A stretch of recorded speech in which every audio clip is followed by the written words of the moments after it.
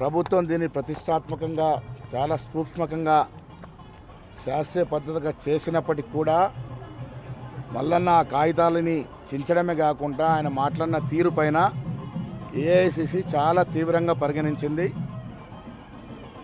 ఆ అంశాన్ని మేము ఏఐసిసికి వదిలేయడం జరిగింది. ఇవాళ ఏఐసిసి ఆదేశాల మేరకు ఈ చర్యలు తీసుకోవడం జరిగింది. భవిష్యత్తులో పార్టీ లైన్ దాటే వాళ్ళకి ఇది ఒక హెచ్చరికనా? ఎవరైనా ఎంత పెద్దవాడైనా ఎంత చిన్నవాడైనా పార్టీయే సుప్రీం.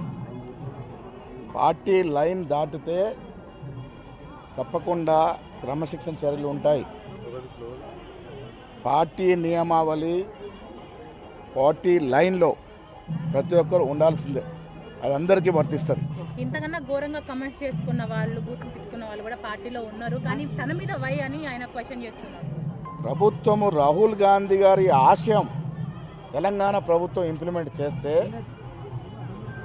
నేను ఆ భాష వాడిన కానీ ఆయన వాడిన భాష ఆ కాగితాలను చింపేసి తీరు పట్ల ఏఐసిసి చాలా తీవ్రంగా పరిగణించారు. సస్పెన్షన్ల విషయంలో రెడ్ల పట్ల అంటే ఓసీ సామాజిక వర్గానికి సంబంధించిన నేతల కులము మతము పార్టీ క్రమశిక్షణ ముందు కులము మతము పనిచేయదు.